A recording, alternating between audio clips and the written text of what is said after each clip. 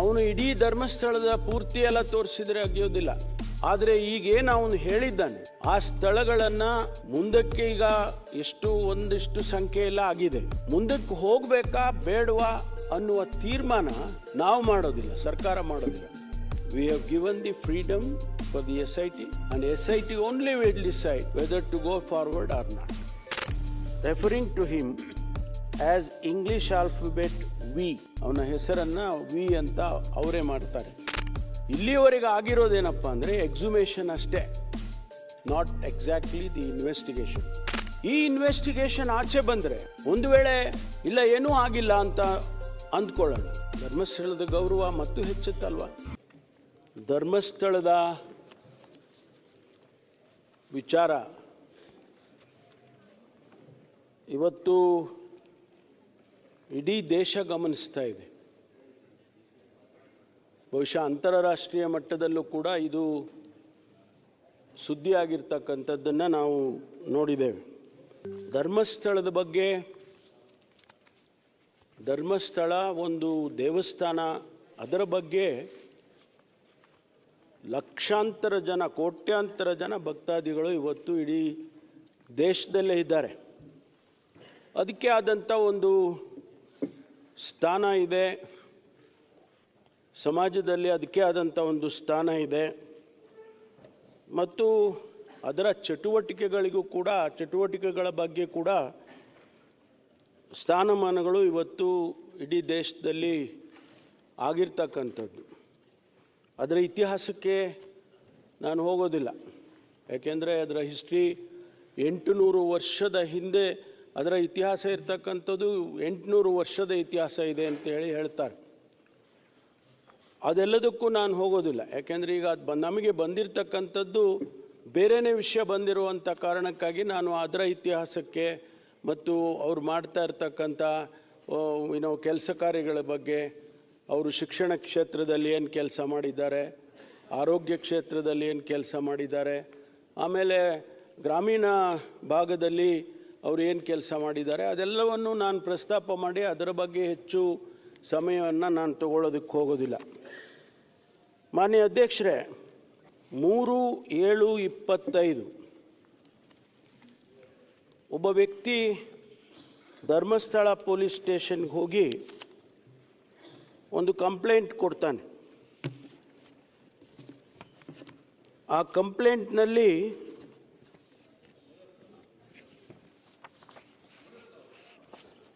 ಅವನು ಪ್ರಸ್ತಾಪ ಮಾಡಿರ್ತಕ್ಕಂಥ ವಿಷಯ, ನನಗೆ ನಿರಂತರ ಪ್ರಾಣ ಬೆದರಿಕೆಯೊಡ್ಡಿ ಧರ್ಮಸ್ಥಳ ಗ್ರಾಮದ ವ್ಯಾಪ್ತಿಯಲ್ಲಿ ಮತ್ತು ಸುತ್ತಮುತ್ತಲಿನ ಪ್ರದೇಶಗಳಲ್ಲಿ ಕೊಲೆಗಳಾದ ಹಾಗೂ ಅತ್ಯಾಚಾರಕ್ಕೊಳಗಾದ ಅನೇಕ ಮೃತದೇಹಗಳು ಮತ್ತು ಸಾಕ್ಷ್ಯಗಳನ್ನು ನನ್ನಿಂದ ಬಲವಂತವಾಗಿ ಹೂತು ಹಾಕಿಸಿರುವ ಬಗ್ಗೆ ದೂರು. ಇದನ್ನು 3/7/25 ಧರ್ಮಸ್ಥಳದ ಪೊಲೀಸ್ ಸ್ಟೇಷನ್ನಲ್ಲಿ ಕೊಡ್ತಾನೆ. ಮುಂದುವರೆದು ಅತ್ಯಂತ ಭಾರವಾದ ಹೃದಯದಿಂದ ಹಾಗೂ ಪರಿಹಾರದ ಪಾಪ ಪ್ರಜ್ಞೆಯಿಂದ ಹೊರಬರುವ ಸಲುವಾಗಿ ಈ ದೂರು ನೀಡುತ್ತಿದ್ದೇನೆ. ನಾನು ಕಂಡ ಕೊಲೆಗಳು, ಸ್ವೀಕರಿಸಿದ ಶವಗಳನ್ನು ಹೂತು ಹಾಕದಿದ್ದರೆ ಆ ಶವಗಳ ಜೊತೆಯಲ್ಲೇ ಮಣ್ಣು ಪಾಲಾಗಿಸುವ ನಿರಂತರ ಜೀವ ಬೆದರಿಕೆ ಮತ್ತು ಥಳಿತಗಳ ನೋವಿನ ನೆನಪಿನ ಹೊರೆಯನ್ನು ಇನ್ನೂ ಹೊರಲು ನನ್ನಿಂದ ಸಾಧ್ಯವಿಲ್ಲ. ಈ ಮೂಲಕ ನಾನು ಬಹಿರಂಗಪಡಿಸುತ್ತಿರುವ ಕೊಲೆಯಾದ ಅನೇಕ ಪುರುಷರು ಮತ್ತು ಅತ್ಯಾಚಾರಕ್ಕೊಳಗಾಗಿ ಕೊಲೆಗಳಾದ ಅನೇಕ ಯುವತಿಯರು ಮತ್ತು ಮಹಿಳೆಯರ ಮಾಹಿತಿಯನ್ನು ತೀವ್ರಗತಿಯಲ್ಲಿ ತನಿಖೆಗೊಳಪಡಿಸಿ ನನಗೆ ಮತ್ತು ನನ್ನ ಕುಟುಂಬದ ರಕ್ಷಣೆಯನ್ನು ಒದಗಿಸುವಂತೆ ಕೋರುತ್ತಿದ್ದೇನೆ. ಇನ್ನು ಭಾಳ ಸ್ಟೋರಿ ಬರೆದಿದ್ದಾನೆ, ಅದಕ್ಕೆ ಪೂರ್ತಿ ಹೇಳೋದಕ್ಕೆ ಹೋಗೋದಿಲ್ಲ. ಅದಾದ ಮೇಲೆ ಆ ಪೊಲೀಸ್ ಸ್ಟೇಷನ್ನಲ್ಲಿ 4/7/25 FIR ಮಾಡ್ತಾರೆ. ಆ FIRನಲ್ಲಿ ಇವನು ಕೊಟ್ಟಿರ್ತಕ್ಕಂಥ ಸಾರಾಂಶಗಳನ್ನೆಲ್ಲವನ್ನು ಕೂಡ ಆ FIRನಲ್ಲಿ ತೆಗೆದುಕೊಂಡು ಬಂದಿದ್ದಾರೆ, ಮತ್ತು ಅದನ್ನು ರಿಪೀಟ್ ಮಾಡೋದಕ್ಕೆ ಹೋಗೋದಿಲ್ಲ. ಸಾರಾಂಶ ಇಷ್ಟೇ ನಾನು ಹೇಳಿದಾಗೆ ಅವನು ನಿರಂತರ ಪ್ರಾಣ ಬೆದರಿಕೆ ಇದೆ, ಕೊಲೆಗಳು ಮಾಡಿರೋದನ್ನು ಊತಾಕ್ಸಿದ್ರು ನನ್ನ ಕೈಲಿ ಅಂತಕ್ಕಂಥದ್ದು ಮುಖ್ಯವಾದಂಥ ಸಾರಾಂಶ. ಅದಾದ ಮೇಲೆ ಪೊಲೀಸ್ನವರು ಇವನನ್ನು, ಈ ವ್ಯಕ್ತಿ ಇಂತಹ ಒಂದು ಭಾಳ ಪ್ರಾಮುಖ್ಯವಾದ ವಿಚಾರವನ್ನು ಪ್ರಸ್ತಾಪ ಮಾಡಿದ್ದಾನೆ, ಕಂಪ್ಲೇಂಟ್ ಕೊಟ್ಟಿದ್ದಾನೆ, FIR ಮಾಡಿದ್ದೇವೆ ಹಾಗೆ ಅಂತೇಳಿ, ಇದು ಭಾಳ ಮುಖ್ಯ ಅಂತೇಳಿ ಅವನನ್ನು ಮ್ಯಾಜಿಸ್ಟ್ರೇಟ್ ಮುಂದೆ ಪ್ರೊಡ್ಯೂಸ್ ಮಾಡ್ತಾರೆ. ಮ್ಯಾಜಿಸ್ಟ್ರೇಟ್ ಮುಂದೆ ಪ್ರೊಡ್ಯೂಸ್ ಮಾಡಿ ಅವನಿಂದ ಹೇಳಿಕೆಯನ್ನು ತಗೊಳ್ತಾರೆ. 164 ಸ್ಟೇಟ್ಮೆಂಟ್ ಅಂತ ಪೊಲೀಸ್ನಲ್ಲಿ CRPC ಕಾಮನ್ ಆಗಿ ಮ್ಯಾಜಿಸ್ಟ್ರೇಟ್ ಮುಂದೆ ಮಾಡುವುದು. ಈಗ ನಮ್ಮ ಹೊಸ ಕಾನೂನು ಪ್ರಕಾರ 186 ಆಗಿದೆ, ಅದು 183 BNSS ಅಂತ. ಆ ಸ್ಟೇಟ್ಮೆಂಟನ್ನು ರೆಕಾರ್ಡ್ ಮಾಡ್ತಾರೆ. ರೆಕಾರ್ಡ್ ಮಾಡಿದ ಮೇಲೆ ಮ್ಯಾಜಿಸ್ಟ್ರೇಟು ಇನ್ವೆಸ್ಟಿಗೇಷನ್ನಿಗೆ ಆದೇಶ ಮಾಡ್ತಾರೆ. ಇಮಿಡಿಯೇಟಾಗಿ ಪೊಲೀಸ್ನವರು ಇನ್ವೆಸ್ಟಿಗೇಷನನ್ನು ಪ್ರಾರಂಭ ಮಾಡ್ತಾರೆ. ಈ ಮಧ್ಯೆ ರಾಜ್ಯದ ಮಹಿಳಾ ಆಯೋಗ, ಕರ್ನಾಟಕ ಮಹಿಳಾ ಆಯೋಗ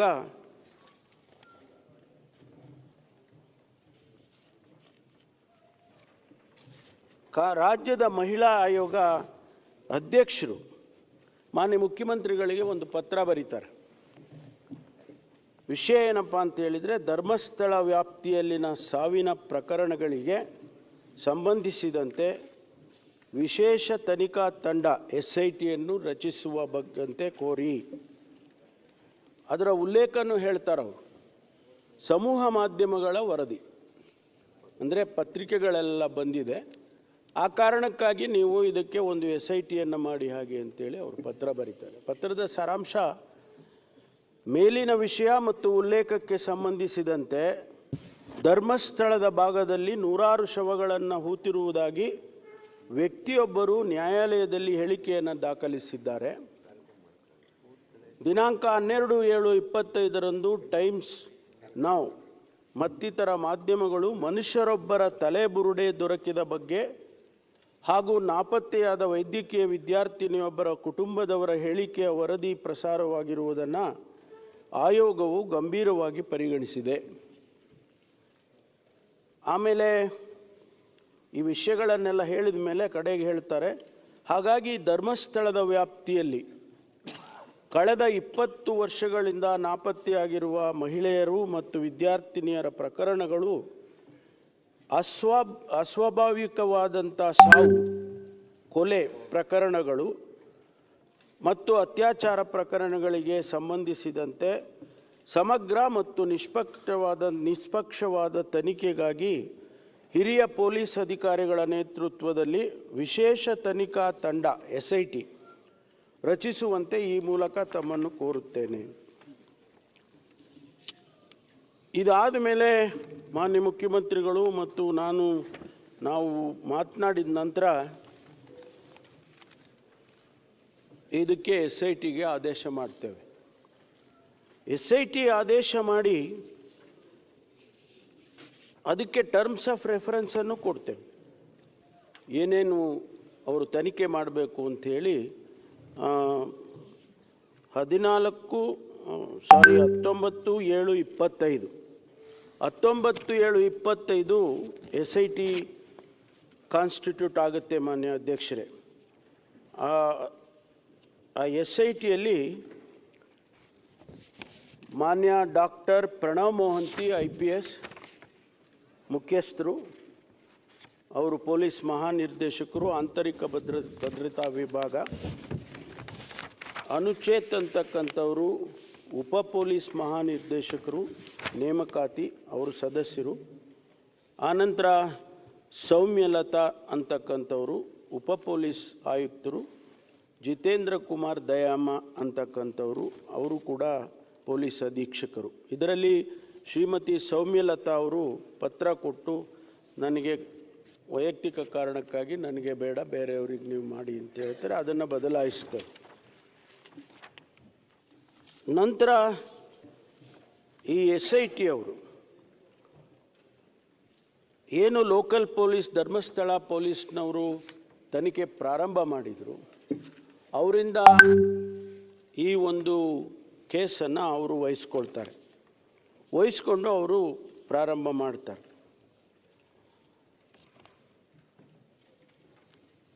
SIT ಅವರು ಮತ್ತೆ ಅವನನ್ನು ಕರೆದು 161 ಸ್ಟೇಟ್ಮೆಂಟನ್ನು ತಗೊಳ್ತಾರೆ. ಅಂದರೆ ಅವನಿಂದ ಮತ್ತೊಂದು ಸ್ಟೇಟ್ಮೆಂಟನ್ನು ಪೊಲೀಸ್ನವರು ತಗೊಳ್ತಾರೆ. ಅದು ಬಿಫೋರ್ ದಿ ಪೊಲೀಸ್ ಆ ಸ್ಟೇಟ್ಮೆಂಟನ್ನು ರೆಕಾರ್ಡ್ ಮಾಡ್ಕೊಳ್ತಾರೆ.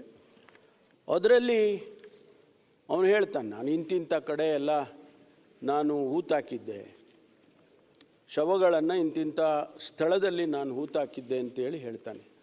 ಆಗ ಅವರು ಅದನ್ನು ಮ್ಯಾಪ್ ಮಾಡ್ಕೊಳ್ತಾರೆ. ಮ್ಯಾಪ್ ಮಾಡಿಕೊಂಡು ಎಲ್ಲೆಲ್ಲಿ ಯಾವ್ಯಾವ ಸ್ಥಳದಲ್ಲಿ ಹೂತಾಕಿದ್ದಿದ್ದು ಅಂತ ಅವನು ಹೇಳಿದ್ದಾನೆ, ಅದನ್ನೆಲ್ಲ ಮ್ಯಾಪ್ ಮಾಡ್ಕೊಳ್ತಾರೆ. ಅದು ಆ ಮ್ಯಾಪ್ ಮಾಡ್ಕೊಂಡ ಮೇಲೆ ಆ ಸ್ಥಳಗಳನ್ನು ಎಕ್ಸ್ಯೂಮ್ ಮಾಡೋದಕ್ಕೆ, ಬಾಡಿಗಳಿದೆ ಅಂತ ಉದ್ದೇಶ ಇಟ್ಕೊಂಡು ಅದನ್ನು ಎಕ್ಸ್ಯೂಮ್ ಮಾಡೋದಕ್ಕೆ ಸಬ್ ಡಿವಿಷನ್ ಮ್ಯಾಜಿಸ್ಟ್ರೇಟೇ ಮಾಡಬೇಕು. ಅದನ್ನು ಪೊಲೀಸ್ನವರು ಕೂಡ ಮಾಡೋದಕ್ಕೆ ಆಗೋದಿಲ್ಲ. ಹಾಗಾಗಿ ಎಕ್ಸಿಕ್ಯೂಟಿವ್ ಮ್ಯಾಜಿಸ್ಟ್ರೇಟು, ಅಸಿಸ್ಟೆಂಟ್ ಕಮಿಷನರ್ ಇರ್ತಾರೆ, ಅವರ ನೇತೃತ್ವದಲ್ಲಿ ಎಕ್ಸುಮೇಷನ್ ಪ್ರಾರಂಭ ಆಗುತ್ತೆ. ಮಾನ್ಯ ಅಧ್ಯಕ್ಷರೇ, ಇಲ್ಲಿಯವರೆಗೆ ಸುಮಾರು ನಾನು ಸಂಖ್ಯೆಗಳನ್ನು ಹೇಳೋದಕ್ಕೆ ಹೋಗಲ್ಲ, ಯಾಕೆಂದರೆ ಅದು ಇನ್ನೂ ಕೂಡ ಅಧಿಕೃತವಾಗಿ ನಮಗೆ ಬರಬೇಕಾಗ್ತದೆ. ಎಕ್ಸುಮೇಷನ್ ಪ್ರಾರಂಭ ಮಾಡ್ತಾರೆ. ಸುಮಾರು ಜಾಗಗಳಲ್ಲಿ ಅದೆಲ್ಲವನ್ನು ತೆಗೆದಾಗ 2 ಜಾಗಗಳಲ್ಲಿ ಒಂದರಲ್ಲಿ ಅಸ್ಥಿಪಂಜರ ಸಿಕ್ಕುತ್ತೆ.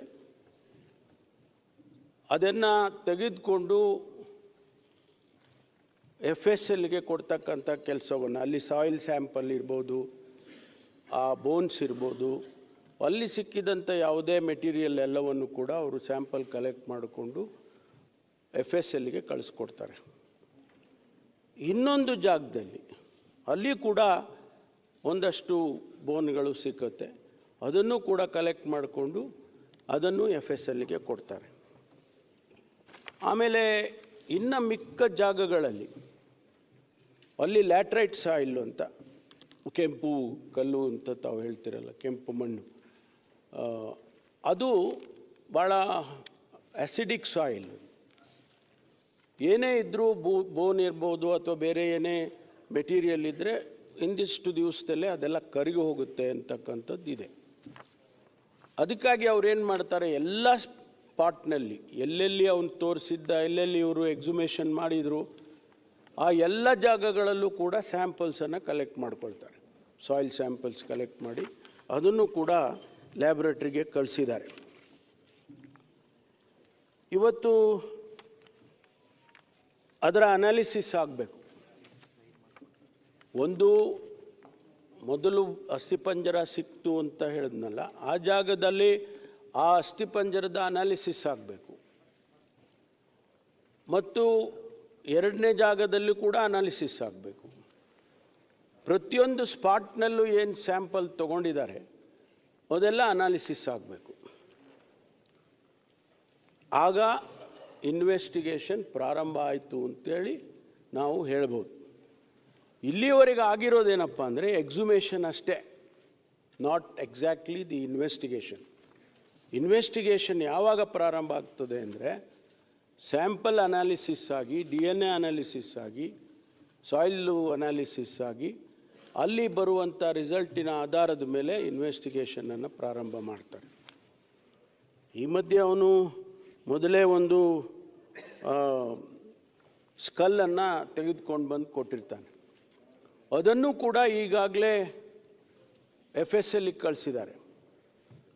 ಅದರಲ್ಲಿ ಕೆಲವು ರಿಸಲ್ಟ್ಸ್ಗಳನ್ನು ಇನ್ನೂ ಕೂಡ ಅವರು ಕೊಡಬೇಕಾಗಿತ್ತು, ಇನ್ನೂವರೆಗೂ ಕೊಟ್ಟಿಲ್ಲ. FSLಗೆ ಅವ್ರದ್ದೇ ಆದಂಥ ಸಮಯಗಳು, ಅನಾಲಿಸಿಸ್ಗಳು ಇರ್ತದೆ, ಅದರಿಂದ ಅವರು ಕೊಡಬೇಕಾಗ್ತದೆ. ಅದು ಕೊಟ್ಟ ನಂತರ ಫರ್ದರ್ ಇನ್ವೆಸ್ಟಿಗೇಷನ್ ಪ್ರಾರಂಭ ಆಗುತ್ತೆ.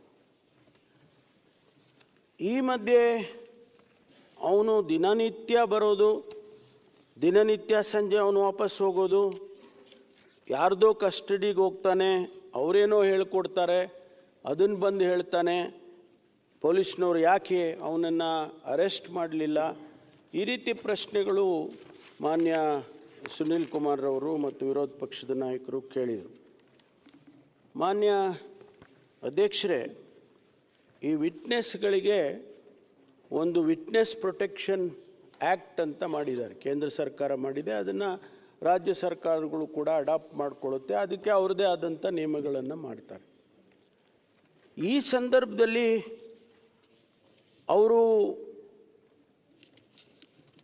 ಮ್ಯಾಜಿಸ್ಟ್ರೇಟನ್ನು ಅಪ್ರೋಚ್ ಮಾಡ್ತಾರೆ, ಡಿಸ್ಟ್ರಿಕ್ಟ್ ಮ್ಯಾಜಿಸ್ಟ್ರೇಟನ್ನು. ಅವರು ಆದೇಶ ಮಾಡಿದ್ದಾರೆ. ಏನಂತ ಆದೇಶ ಮಾಡಿದ್ದಾರೆ ಅಂತ ಹೇಳಿದರೆ,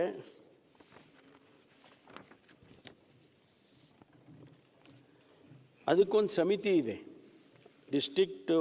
ಪ್ರಿನ್ಸಿಪಲ್ ಡಿಸ್ಟ್ರಿಕ್ಟ್ ಕೋರ್ಟ್ ಅಧ್ಯಕ್ಷತೆಯಲ್ಲಿ ಒಂದು ಸಮಿತಿ ಮಾಡಿದ್ದಾರೆ. ಆ ಸಮಿತಿ ಪೊಲೀಸ್ ಸೂಪರಿಂಟೆಂಡೆಂಟ್ ಇರ್ತಾರೆ, ಮೆಂಬರ್ ಸೆಕ್ರೆಟರಿ ಆಗಿ ಒಬ್ಬ ಪಬ್ಲಿಕ್ ಪ್ರಾಸಿಕ್ಯೂಟರ್ ಇರ್ತಾರೆ.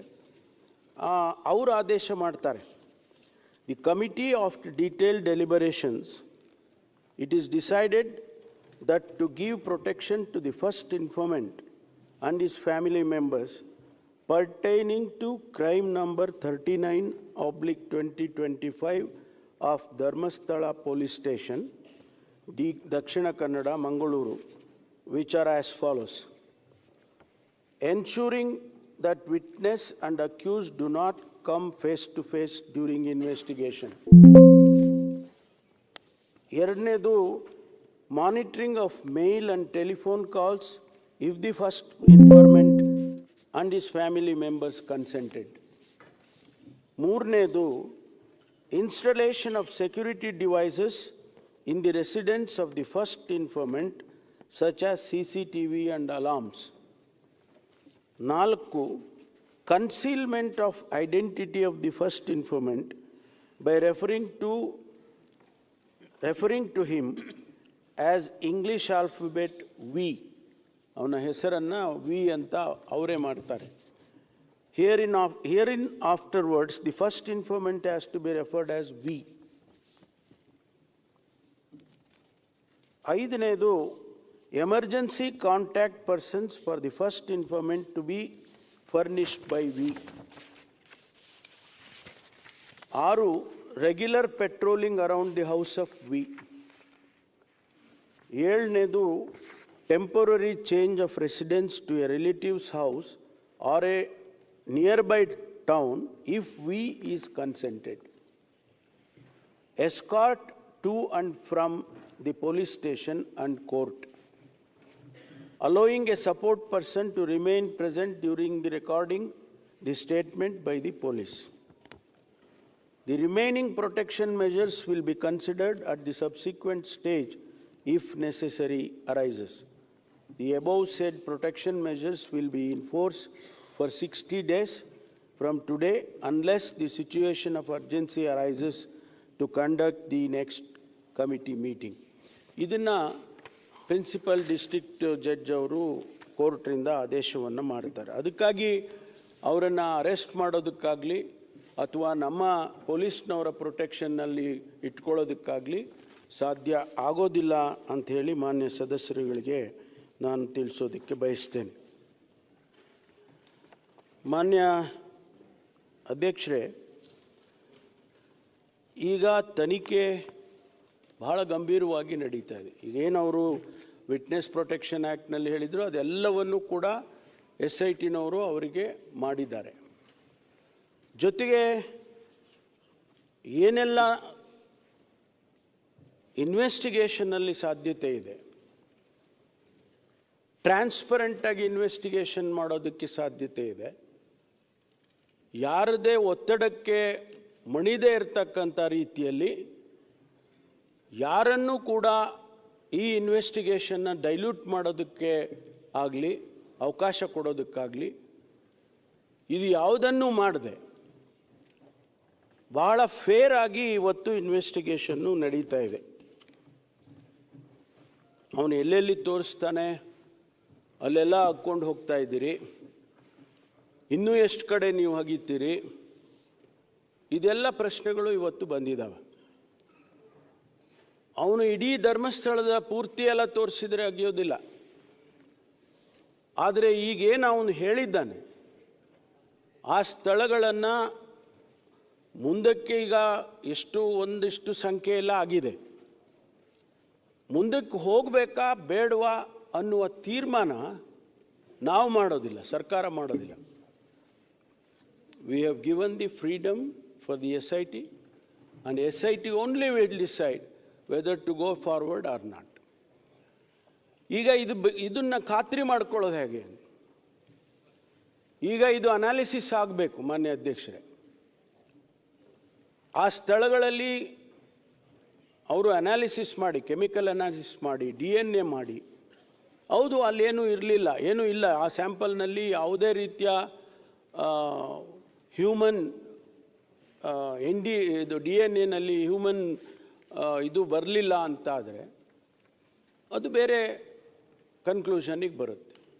ಅಥವಾ ಒಂದು ವೇಳೆ ಅಲ್ಲಿ ಆ ಮೂಳೆ ಕರಗೋಗಿದೆ ಅಥವಾ ಇನ್ನೇನೋ ಆಗಿದೆ, ಆದರೆ DNA ಬಂದಿದೆ ಅಂತಾದರೆ ಅದು ಬೇರೆ ವಿಚಾರ ಆಗ್ತದೆ. ಅದು ಬರೋವರೆಗೂ, ಆ ರಿಸಲ್ಟ್ಸ್ ಬರೋವರೆಗೂ ಇದನ್ನು ಸ್ಥಗಿತ, ಮುಂದಕ್ಕೆ ಹೋಗೋದನ್ನು ಸ್ಥಗಿತ ಮಾಡಬೇಕು ಅಂತೇಳಿ SITನವರು ತೀರ್ಮಾನ ಮಾಡಿಕೊಂಡಿದ್ದಾರೆ ಅಂತ. ಆ ರಿಸಲ್ಟ್ಸ್ ಬರಬೇಕು, ಆ ರಿಸಲ್ಟ್ಸಿಗೆ ನಾವು ಕಾಯಬೇಕಾಗ್ತದೆ. ಅದಾದ ಮೇಲೆ ಮುಂದಕ್ಕೆ ಇನ್ವೆಸ್ಟಿಗೇಷನ್ ಮುಂದುವರಿಯುತ್ತೆ ಅಂತಕ್ಕಂಥದ್ದನ್ನು ನಾನು ಸದನಕ್ಕೆ ತಮ್ಮ ಮೂಲಕ ತರೋದಕ್ಕೆ ಬಯಸ್ತೇನೆ. ಇವತ್ತು ಬಹಳಷ್ಟು ವಿಚಾರಗಳು ಸ್ಪೆಕ್ಯುಲೇಷನ್ ಮೇಲೆ ನಡೀತಾ ಇದ್ದಾವೆ. ಹೀಗಂತೆ ಹಾಗಂತೆ. ನಾನು ಮಾಧ್ಯಮ ಸ್ನೇಹಿತರಿಗೆ ವಿನಂತಿ ಮಾಡಿಕೊಳ್ತೇನೆ, ಇದು ಭಾಳ ಸೆನ್ಸಿಟಿವ್ ಆಗಿರ್ತಕ್ಕಂಥ ವಿಚಾರ. ಇದು ರಾಜ್ಯದ ಜನತೆ, ಲಕ್ಷಾಂತರ ಕೋಟ್ಯಾಂತರ ಜನ ಭಕ್ತಾದಿಗಳು ಆ ಒಂದು ಧರ್ಮಸ್ಥಳಕ್ಕೆ ನಡ್ಕೊಳ್ತಾ ಇರ್ತಕ್ಕಂಥ ಅವ್ರ ಮನಸ್ಸಲ್ಲಿ ಕೂಡ ಏನೋ ಆತಂಕ ಇದೆ, ಎಲ್ಲೋ ಒಂದು ಡೌಟ್ ಬಂದಿದೆ. ಅದನ್ನು ಬಹಳ ಎಚ್ಚರಿಕೆಯಿಂದ ನಾವು ಸರ್ಕಾರ ತೀರ್ಮಾನ ಮಾಡಬೇಕಾಗ್ತದೆ. ಭಾಳಷ್ಟು ಜನ ಇದನ್ನು ಸ್ಪೆಕ್ಯುಲೇಟ್ ಮೇಲೆ ಬರೀತಾರೆ, ಪತ್ರಿಕೆಯಲ್ಲಿ ಬರೀತಾರೆ, ಮಾಧ್ಯಮದಲ್ಲಿ ತೋರಿಸ್ತಾರೆ. ಸೆಕೆಂಡಿಗೂ ಕೂಡ ವಿಚಾರಗಳನ್ನು ಬೇರೆ ಬೇರೆ ರೀತಿಯಲ್ಲಿ ಮಾಡ್ತಕ್ಕಂಥದ್ದನ್ನು ನೋಡ್ತಾ ಇದ್ದೇವೆ ಕಳೆದ 10, 15, 20 ದಿವಸದಿಂದ. ಇದು ಆಗಬಾರ್ದು. ಮಾನ್ಯ ವಿರೋಧ ಪಕ್ಷದ ನಾಯಕರು ಮತ್ತು ಸದಸ್ಯರುಗಳು ಕೂಡ, ನನಗೆ ಗೊತ್ತಿಲ್ಲ, ಇಷ್ಟು ಪ್ರಾರಂಭ ಆದಾಗಿಂದ ಅವರ ರಿಯಾಕ್ಷನ್ಸ್ಗಳೇನು ಬಂದಿರಲಿಲ್ಲ. ಇಲ್ಲ, ಇನ್ವೆಸ್ಟಿಗೇಷನನ್ನು ಕೆಲವರು ಸ್ವಾಗತ ಮಾಡಿದರು, ಹೌದು SIT ಮಾಡಿರೋದು ಸರಿ ಇದೆ. ಕೆಲವರು ಸ್ವಾಭಾವಿಕವಾಗಿ ಇಲ್ಲ SIT ಮಾಡಬಾರ್ದಾಗಿತ್ತು ಅಂತಕ್ಕನ್ನವರು ಕೂಡ ಇದ್ದಾರೆ. ಆದರೆ ಏಕಾಏಕಿಯಾಗಿ ಒಂದು 15 ದಿವಸದ ನಂತರ ತಾವು ಇಷ್ಟೊಂದು ಗಂಭೀರವಾಗಿ ಈ ವಿಚಾರವನ್ನು ತೆಗೆದುಕೊಂಡು ಸದನದಲ್ಲಿ ಬೇರೆ ಬೇರೆ ವ್ಯಾಖ್ಯಾನಗಳನ್ನು ಮಾಡಿಕೊಂಡು ತಮ್ಮ ಉದ್ದೇಶ ಏನು ಅಂತ ಗೊತ್ತಾಗಲಿಲ್ಲ ನನಗೆ. ಈ ಇನ್ವೆಸ್ಟಿಗೇಷನ್ನು ಸರಿಯಾಗಿ ಆಗಬೇಕಾ, ಸತ್ಯ ಹೊರಗಡೆ ಬರಬೇಕಾ, ಹಾಗೇ ಇದೆ ಅಂಥೇಳಿ ಯಾರೂ ಹೇಳೋಕ್ಕಾಗೋದಿಲ್ಲ, ಆಗಿಲ್ಲ ಅಂತಲೂ ಯಾರೂ ಹೇಳೋಕ್ಕಾಗೋದಿಲ್ಲ. ಈ ಇನ್ವೆಸ್ಟಿಗೇಷನ್ ಆಚೆ ಬಂದರೆ ಒಂದು ವೇಳೆ ಇಲ್ಲ ಏನೂ ಆಗಿಲ್ಲ ಅಂತ ಅಂದ್ಕೊಳ್ಳೋಣ, ಧರ್ಮಸ್ಥಳದ ಗೌರವ ಮತ್ತು ಹೆಚ್ಚುತ್ತಲ್ವ? ಲಕ್ಷಾಂತರ ಕೋಟ್ಯಾಂತರ ಭಕ್ತಾದಿಗಳಿಗೆ ಇರುವಂಥ ನಂಬಿಕೆ ಇನ್ನೂ ಹೆಚ್ಚಾಗ್ತದಲ್ವ? ಆದರೆ ಒಂದು ವೇಳೆ ಆಗಿದೆ ಅಂತಾದರೆ, ಸತ್ಯ ಹೊರಗಡೆ ಬಂತು, ಹೌದಪ್ಪ ಈ ರೀತಿ ಆಗಬಾರ್ದಾಗಿತ್ತು, ಇದು ಆಗಿದೆ, ಯಾರು ಸಂತ್ರಸ್ತರಿದ್ದಾರೆ, ಯಾರಿಗೆ ಆ ಕುಟುಂಬದವರಿಗೆ ನ್ಯಾಯ ಸಿಗ್ತದೆ ಅನ್ನೋದಾದರೂ ಆಗುತ್ತಲ್ವ? ಆದರೆ ಇದಕ್ಕೆ ನಾವು ರಾಜಕೀಯವನ್ನು ಬೆರೆಸೋದಾಗಲಿ, ಧರ್ಮದ ಹೆಸರಿನಲ್ಲಿ ಆದರೂ ಕೂಡ ಇದನ್ನು ನಾವು ಹೆಚ್ಚು ಮಾಡ್ತಕ್ಕಂಥದ್ದಾಗಲಿ ಇದು ಆಗಬಾರ್ದು ಅಂಥೇಳಿ ನಾನು ನನ್ನ ಅಭಿಪ್ರಾಯವನ್ನು ಹೇಳೋದಕ್ಕೆ ಬಯಸ್ತೇನೆ. ನಾವು ನ್ಯಾಯಕ್ಕೆ ಬಿಡೋಣ. Leave it to the law of the land. ಬರಲಿ, ಆಚೆಗೆ ಸತ್ಯ ಬರಲಿ. ಆ ಸತ್ಯ ಆಚೆ ಬಂದಾಗ ನೀವಾಗಲಿ ನಾವಾಗಲಿ ಅದನ್ನು ಒಪ್ಕೋಬೇಕಾಗ್ತದಲ್ಲ. ಧರ್ಮಸ್ಥಳದವರು ಕೂಡ ಒಪ್ಕೋಬೇಕಾಗ್ತದಲ್ಲ, ಜನಸಮುದಾಯ ಒಪ್ಕೋಬೇಕಾಗ್ತದಲ್ಲ. ಅದಕ್ಕಾಗಿ ನಾವು ಇವತ್ತು ಬೇರೆ ಬೇರೆ ಅರ್ಥೈಸೋದು ಇದು ಸರಿ ಕಾಣಿಸೋದಿಲ್ಲ ಅಂಥೇಳಿ ನಾನು ನನ್ನ ಅಭಿಪ್ರಾಯವನ್ನು ಹೇಳೋದಕ್ಕೆ ಬಯಸ್ತೇನೆ. ಮಾನ್ಯ ಅಧ್ಯಕ್ಷರೇ, ನಾನು ಇನ್ನೂ ಹೆಚ್ಚು ಇದನ್ನು ವಿಳಂಬಿಸೋದಕ್ಕೆ ಹೋಗೋದಿಲ್ಲ. ಯಾಕೆಂದರೆ ತನಿಖೆ ನಡೀತಾ ಇರ್ತಕ್ಕಂಥ ಸಂದರ್ಭದಲ್ಲಿ ನಾವು ಏನು ಹೇಳೋಕ್ಕೂ ಆಗೋದಿಲ್ಲ. ತನಿಖೆಯಿಂದ ಅವರು ಇಂಟರಿಮ್ ವರದಿ ಕೇಳಿದರು. ಆ ಇಂಟರಿಮ್ ವರದಿನೂ ಕೂಡ ನಮಗೇನು ಬಂದಿಲ್ಲ. ಒಂದು ವೇಳೆ ಇಂಟರಿಮ್ ವರದಿ ಬಂದಿದ್ದರೆ ಆ ಮಾಹಿತಿಗಳನ್ನು ಕೂಡ ನಾನು ಕೊಡೋನಿದೆ. ಆದರೆ ಸಂಪೂರ್ಣವಾಗಿ ಆದಷ್ಟು ಶೀಘ್ರವಾಗಿ ತನಿಖೆಯನ್ನು ಮಾಡಬೇಕಂತ ಅಷ್ಟೇ ನಾವು ಅವರಿಗೆ ಹೇಳ್ಬೋದಷ್ಟೇ. ಬಿಟ್ಟರೆ ನಾವು ಹೀಗೆ ಮಾಡಿ 1 ತಿಂಗಳಲ್ಲಿ ಮುಗಿಸಿ, 2 ತಿಂಗಳಲ್ಲಿ ಮುಗಿಸಿ, 15 ದಿವಸದಲ್ಲಿ ಮುಗಿಸಿ ಅಂತ ಹೇಳೋದಕ್ಕಾಗೋದಿಲ್ಲ. ಆದ್ದರಿಂದ ಏನು ಇವತ್ತು ನಡೀತಾ ಇದೆ, ಈ ತನಿಖೆ ನಡೀತಾ ಇದೆ, ಮಾನ್ಯ ಗೌರವಾನ್ವಿತ ವಿರೋಧ ಪಕ್ಷದ ನಾಯಕರಲ್ಲಿ ಮತ್ತು ಗೌರವಾನ್ವಿತ ಸದಸ್ಯರಲ್ಲಿ ನಾನು ಮನವಿ ಮಾಡೋದು, ನೀವು ಸಹಕರಿಸಬೇಕು. ಯಾರನ್ನು ರಕ್ಷಣೆ ಮಾಡೋದಾಗಲಿ, ಯಾರನ್ನು ದೂಷಣೆ ಮಾಡೋದಾಗಲಿ ಸರ್ಕಾರ ಮಾಡೋದಿಲ್ಲ. ನಮ್ಗೆ ಅದರ ಅಗತ್ಯನೂ ಇಲ್ಲ. ನಮಗೆ ಏನು ಇವತ್ತು ಅಷ್ಟು ದೊಡ್ಡ ಸಂಸ್ಥೆ ಇಡೀ ದೇಶದಲ್ಲಿ ಮಾನ್ಯ ವೀರೇಂದ್ರ ಹೆಗಡೆ ಅವರಿಗೆ ಪದ್ಮಭೂಷಣವನ್ನು ಕೂಡ ಕೊಟ್ಟಿದೆ ಸರ್ಕಾರ, ಕೇಂದ್ರ ಸರ್ಕಾರ. ಅಂಥವ್ರ ಮೇಲೆ ಇದೊಂದು ಹೀಗೆ ಗೂಬೆ ಕುಂಟಿಸೋದು ಅಂತಲ್ಲ. ಇದು ಬೇರೆ ರೀತಿಯಲ್ಲೇ ಆಗಿದೆ. ಅದು ಸತ್ಯ ಆಚೆ ಬರಬೇಕಲ್ಲ. ಅದಕ್ಕಾಗಿ ನೀವು ಕೂಡ ಸಹಕರಿಸಬೇಕು ಅಂತೇಳಿ ಮಾನ್ಯ ವಿರೋಧ ಪಕ್ಷದವರಿಗೆ ನಾನು ವಿನಂತಿಯನ್ನು ಮಾಡಿಕೊಳ್ತೇನೆ. ನಾವು ಏನನ್ನೂ ಮುಚ್ಚಿಡೋದಿಲ್ಲ. ಯಾವುದನ್ನು ಕೂಡ ಈ ತನಿಖೆಯಲ್ಲಿ ಮುಚ್ಚಿಡುವಂಥ ಅಗತ್ಯತೆಯೂ ಕೂಡ ಸರ್ಕಾರಕ್ಕಿಲ್ಲ.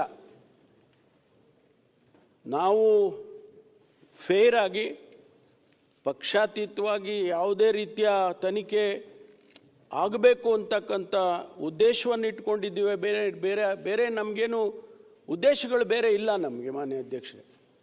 ಹಾಗಾಗಿ ಇವತ್ತು ಇಷ್ಟು ವಿಚಾರಗಳನ್ನು ಪ್ರಸ್ತುತವಾಗಿ ಇವತ್ತು ಇರ್ತಕ್ಕಂಥ ವಿಚಾರವನ್ನು ನಾನು ಸದನ ಮುಂದೆ ಇಟ್ಟಿದ್ದೇನೆ. ಇದಕ್ಕೆ ಹೊರತುಪಡಿಸಿ ಬೇರೆ ಬೇರೆ ವಿಚಾರಗಳನ್ನು ನಾನು ಮಾತನಾಡೋದಕ್ಕೆ ಹೋಗೋದಿಲ್ಲ. ಯಾಕೆಂದರೆ ಅವೆಲ್ಲ ಆಫ್ಶೂಟ್, ಇದರಿಂದ ಬೇರೆ ಬೇರೆ ರೀತಿಯಲ್ಲಿ ಇರ್ತಕ್ಕಂಥದ್ದು. ಅದನ್ನು ಬೇರೆ ಬೇರೆ ಹಂತದಲ್ಲೇ ಅದನ್ನು ನಾವು ಹ್ಯಾಂಡಲ್ ಮಾಡ್ತೇವೆ. ಹಾಗಾಗಿ ಈ ಇಷ್ಟು ವಿಚಾರಗಳನ್ನು ನಾನು ಸದನದ ಮುಂದೆ ಮಂಡಿಸ್ತಾ ಇದ್ದೇನೆ. ಮಾನ್ಯ ವಿರೋಧ ಪಕ್ಷದ ನಾಯಕರು ಕೆಲವು ಪ್ರಶ್ನೆಗಳನ್ನು ಹೇಳಿದ್ದಕ್ಕೆಲ್ಲ ನಾನು ವಸ್ತುಸ್ಥಿತಿಯನ್ನು ನಾನು ಸದನದ ಮುಂದೆ ಇಟ್ಟಿದ್ದೇನೆ. ಹಾಗಾಗಿ ಮಾನ್ಯ ಸುನೀಲ್ ಕುಮಾರ್ ಅವರು, ಮಾನ್ಯ ಗೌರವಾನ್ವಿತ ಸದಸ್ಯರು ಇದನ್ನು ಪ್ರಸ್ತಾಪ ಮಾಡಿದರು. ಬಹುಶಃ ಅವರಿಗೆ ಇದರಿಂದ ಸಮಾಧಾನ ಆಗುತ್ತೋ ಇಲ್ಲೋ ಗೊತ್ತಿಲ್ಲ. ವಸ್ತುಸ್ಥಿತಿಯನ್ನು ಮುಂದಿಟ್ಟಿದ್ದೇನೆ. ಯಾಕೆಂದರೆ ಇದರಲ್ಲಿ ಏನೋ ಮುಚ್ಚಿಡುತ್ತೆ ಸರ್ಕಾರ, ಏನೋ ಬೇರೆ ರೀತಿಯಲ್ಲಿ ಇದನ್ನು ತೆಗೆದುಕೊಂಡು ಹೋಗ್ತಾ ಇದ್ದಾರೆ. ಯಾರದೋ ಒತ್ತಡಕ್ಕೆ ಮಣಿದಿದ್ದಾರೆ. SIT ಹ್ಯಾಗ್ ಫಾರಮ್ ಆಯಿತು ಅಂತ ನಾನು ಹೇಳಿದೆ.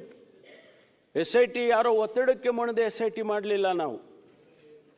SIT ಅಲ್ಲಿನ ಪರಿಸ್ಥಿತಿ, ಆ ಸ್ಥಳೀಯ ಪೊಲೀಸರು ಧರ್ಮಸ್ಥಳದ ಪೊಲೀಸ್ ಸ್ಟೇಷನ್ನಲ್ಲಿ ಇನ್ವೆಸ್ಟಿಗೇಷನ್ ಮಾಡೋದಕ್ಕೆ ಸಾಮರ್ಥ್ಯ ಇರೋದಿಲ್ಲ. ಭಾಳಷ್ಟು ಟೆಕ್ನಾಲಜಿ ಇನ್ವಾಲ್ವ್ ಆಗಿದೆ.